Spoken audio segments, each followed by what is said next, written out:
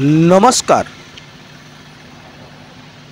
आपण मानक पई बारिपदार विशिष्ट हनुमान मंदिर जो मंदिर टिकी जगधात्री सिनेमा हॉल पाखरे अवस्थित सही मंदिर रे एक विशाल काय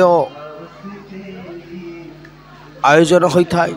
आज भली दिन रे प्रत्येक वर्ष यही दिनटी रे पाखापाखि 10,000 रु ऊर्ध्व लोक ये प्रसाद सेवन करता देखु एवं बहु लोक किभली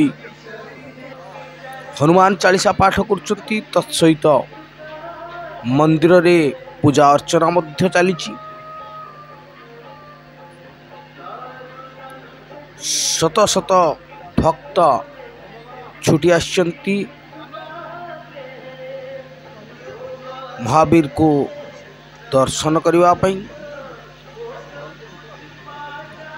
गोटे स्थान रे पूजा चलछि गोटे स्थान रे समस्ते दलबद्ध भाव रे हनुमान चालीसा पाठ करुछंती एवं आउ गोटे पाखरे प्रसाद सेवनर धाड़ी बांधा है।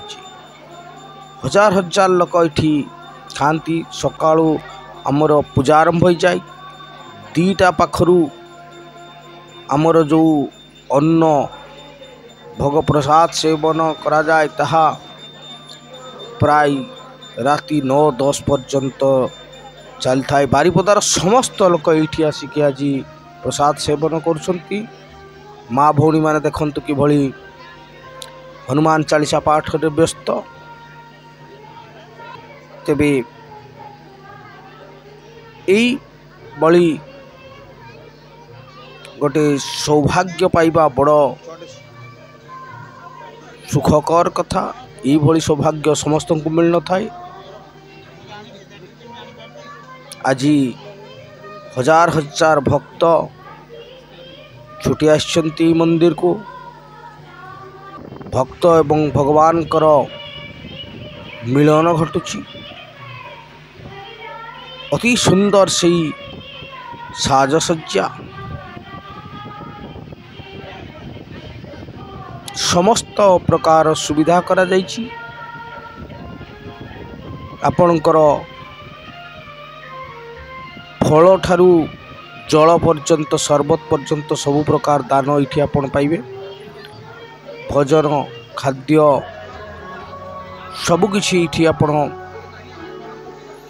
पाइबे। मु तो सकाळ जाइति देखंते कि भली वर्तमान प्रसाद सेवन पाई धाड़ी गोटे अति शांति श्रृंखलार सहित ठीक धाड़ी बांधि समस्त लोक जाती और बहुत सुरखुर प्रसाद सेवन करथांती।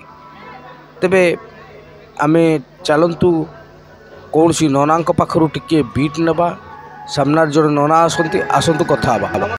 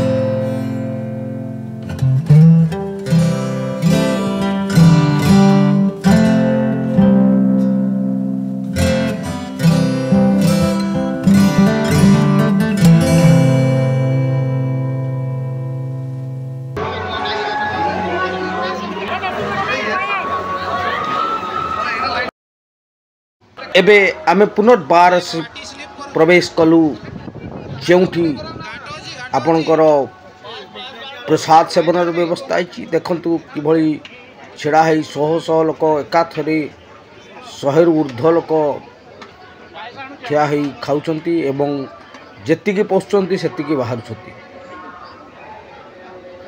विभिन्न प्रकार आइटम होती आपणकर कानिका बड़ा तरकारी घांटिया पायस एवं पानी समस्त व्यवस्था ये कराई।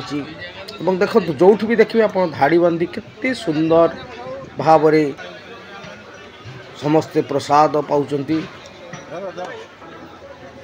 आपण माने यही बारिपदा रिपोर्ट को देखंतु आउ समस्ते यही चैनल को सब्सक्राइब करंतु एवं समस्त को यही वीडियोटी शेयर करंतु। जो माने संपूर्ण देखिले तांको मोर अशेष अशेष धन्यवाद एवं many many thanks to all. नमस्कार रहुछि।